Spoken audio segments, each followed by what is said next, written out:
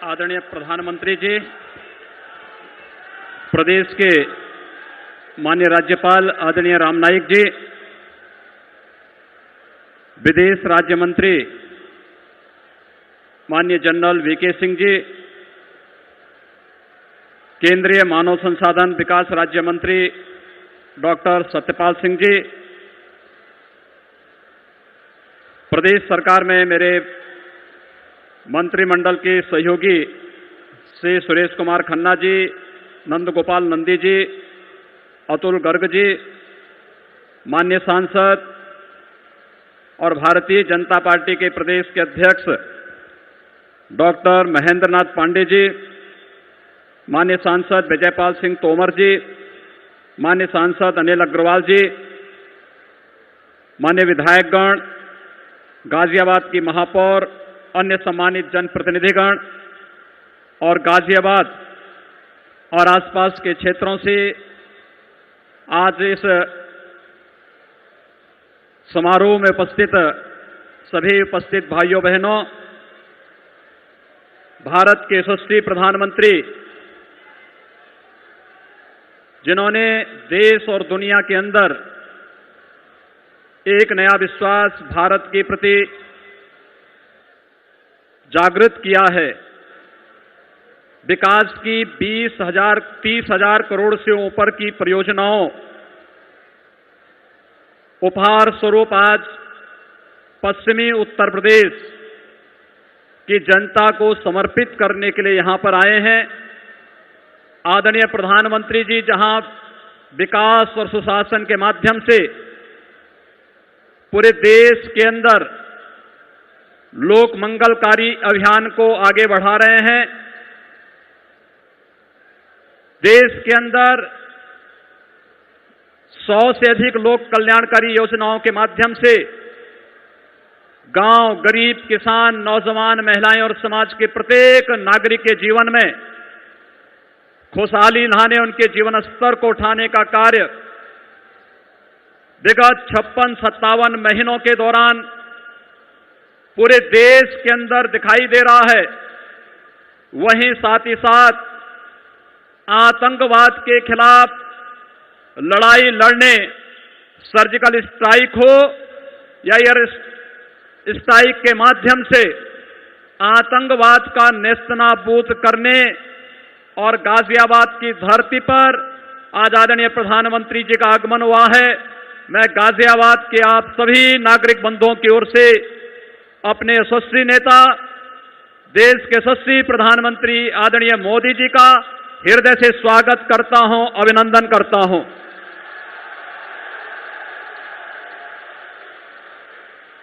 भाइयों बहनों, आपने देश की राजनीति में या जीवन के प्रत्येक क्षेत्र में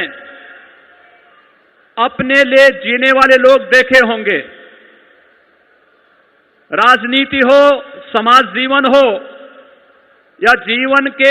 अलग अलग मोड़ पर अलग अलग प्रकार के लोगों से आपकी भेंट हुई होगी और आपने देखा होगा कि हर एक का अपना एक उद्देश्य है, लेकिन अपने लिए जीने वाले लोगों की संख्या, जो अपने लिए, अपने परिवार के लिए जी रहा हो, वह बहुतायत संख्या आपने देखी होगी। राजनेताओं की देखी होगी, राष्ट्राध्यक्षों की देखी होगी, प्रधानमंत्रियों की, मुख्यमंत्रियों की, जीवन के प्रत्येक क्षेत्र के उन राजनेताओं की, जीवन के प्रत्येक क्षेत्र में कार्य करने वाले लोगों की देखी होगी। लेकिन देश के लिए जीने वाला एक महान व्यक्तित्व आज नरेंद्र मोदी के रूप में हम सबके बीच में है, जिनका एक एक पल, एक एक क्षण देश के लिए 125 करोड़ जनता के जीवन में खुशहाली लाने के लिए एक एक क्षण जो जीते हों,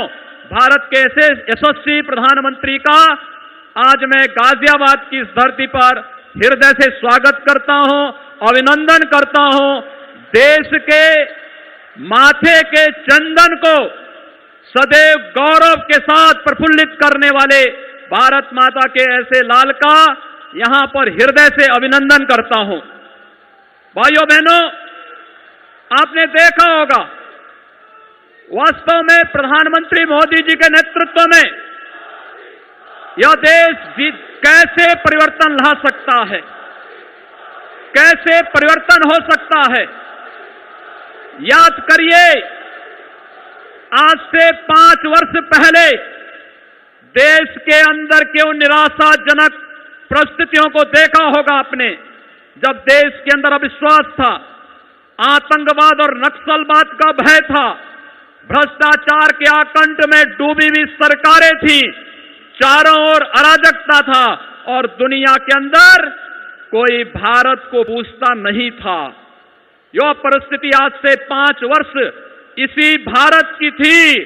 और आज हम गौरव के साथ कह सकते हैं, कांग्रेस, सपा, बसपा, इन सब के समय में जिन कार्यों के लिए ये सदैव कहते थे कि नामुमकिन है, आपने देखा होगा, देश की सुरक्षा का मामला हुआ 2008 में,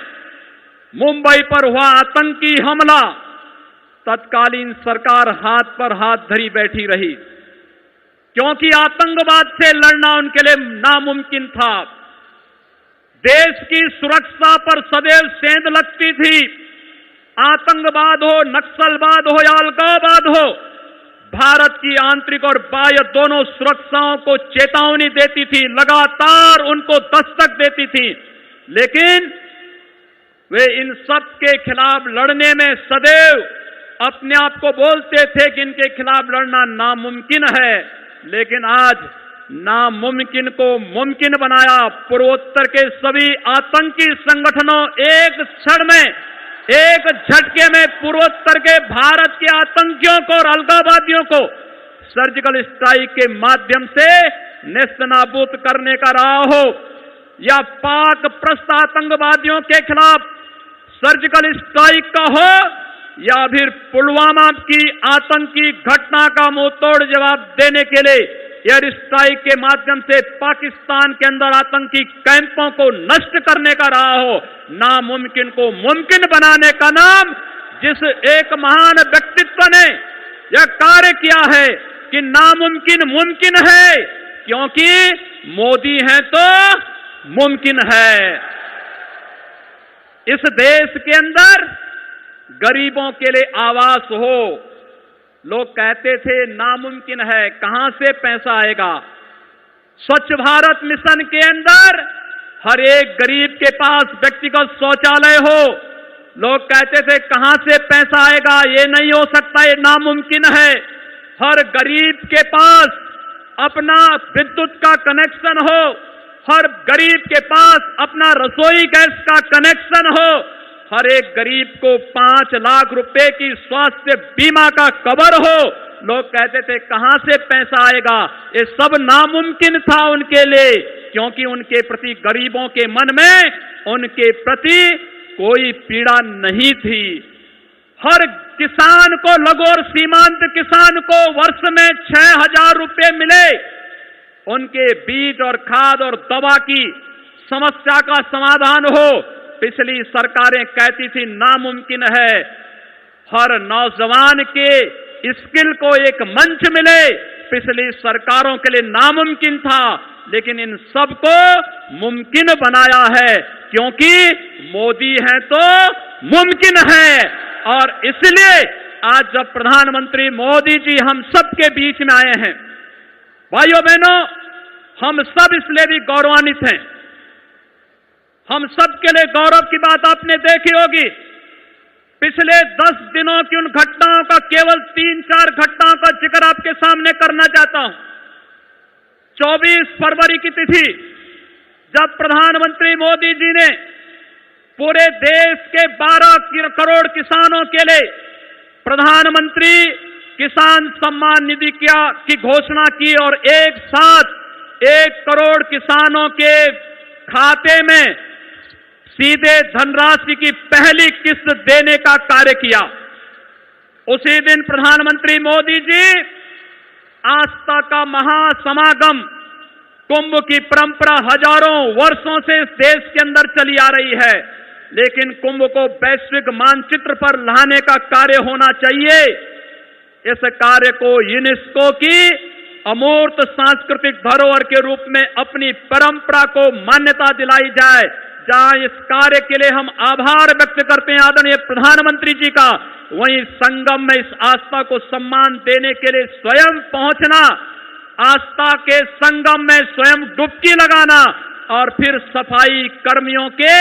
पाद प्रक्षालन के माध्यम से उन्हें सर्वोच्च सम्मान देने का कार्य करना, अद्भुत कार्य। भारत के इतिहास में जो कार्य कभी नहीं हो पाया था,